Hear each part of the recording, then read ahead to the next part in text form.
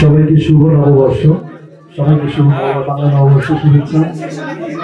I am extremely sorry and কি বলবো, ক্ষমা প্রার্থী। আমি বলেছিলাম 7টা থেকে 7:30টার মধ্যে আসবো, but is 9:30, is too late. আমি সবার কাছে ক্ষমা প্রার্থনা করছি, কারণ আমার ঈদের সিনেমা রিলিজ হয়েছে, সিনেমা হলে ছিলাম, যার কারণে সাংবাদিক মানুষজনের ভিড়ে ছাপিয়ে আসলে বের হওয়া কঠিন ছিল। এনিওয়ে, এত মানুষ থাকবে আমার জন্য, এতগুলো ওয়েট করবে, আই ডিডন্ট এক্সপেক্ট দ্যাট। মনে করেছি যে আসলে অনেক কোথায় চলে গিয়েছে, এত জার্নালিস্ট ভাইরা এসছে, ওখানকার কাভার নিউজ কাভার করে আমার এখানে এসছে। অনেক বেশি আমি কৃতজ্ঞ এই জার্নালিস্ট ভাইদের কাছে, যারা সবসময় আমাকে সাপোর্ট দেন, জায়েদ খানকে মানুষের কাছে পৌঁছে দেন। সবার কাছে আমি really grateful and thankful to every journalist যারা এসছে। আমি একটু কথা বলতে চাই 2 মিনিট এই কারণে, because I have already crossed my career in 15 years already cinema. কিন্তু আমার সিনেমা দিয়ে শুরু, আমার আপাতমস্তক আমি সিনেমার মানুষ, সিনেমার নায়ক। আমি সিনেমাকে ভালোবাসি, আমি ফিল্ম নিয়ে কাজ করতে পছন্দ করি। বড় পর্দায় আজকে যেভাবে মানুষ আমাকে দেখে শীষ বাজিয়েছে, তালি দিয়েছে, পর্দায় চিৎকার করেছে,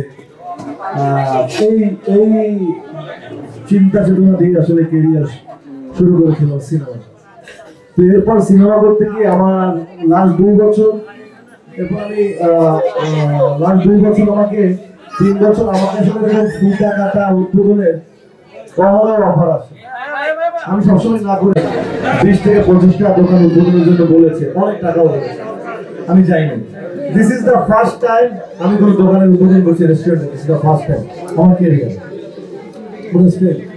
আমি কোনো রেস্টুরেন্ট উদ্বোধন করিনি, এর আগে অনেক রেস্টুরেন্ট বলেছে আমাকে, অনেক রিকোয়েস্ট করেছে বড় বাফেট, আমি আসলে যাইনি।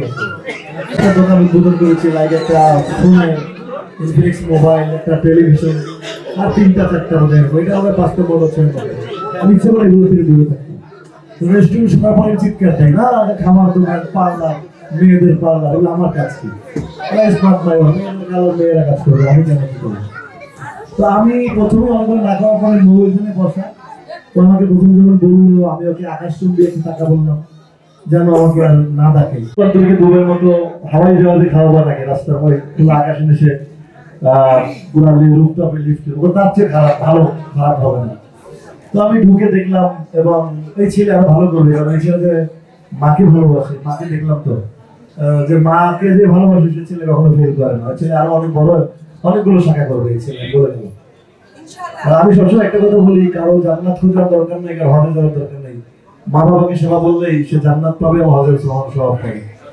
এবং আমি সবসময় বলি যে পৃথিবী থেকে যদি আমার ক্ষমতা থাকতো, সমস্ত বৃদ্ধাশ্রমগুলো আমি উঠিয়ে দিতাম। কেন বাবা মা সন্তানকে জন্ম দিয়েছে, কেন বৃদ্ধাশ্রমে থাকা? আমার মাও নেই, বাবাও নেই। আমি চেষ্টা করেছি বাবা মার জীবদ্দশায় তাদেরকে কাছে থাকার, পাশে থাকা। আমি আজকে যতটুকু পপুলার বা যা করছি, শুধুমাত্র বাবা মা দোয়া করে গিয়েছে বলে। সবসময় মহারাজের মাথায় হাত তুলে গালে চুমু দিয়ে গেছে, দোয়াই তো বেঁচে আছে। তো এই আয়োজন থেকে আমাকে মুগ্ধ করেছে, এত সুন্দর আয়োজন, এত সুন্দর রেস্টুরেন্ট, মানুষের আজকে টাকা আছে, সুন্দর পরিবেশ চায়, সুন্দর লিফট, সুন্দর রাস্তার পাশে, ভালো পরিবেশ। মানুষ খাবার নাম তো আমি বলতে পারবো না, বিকজ আমি খাইনি যে বলতে পারবো না, মিথ্যা কথা।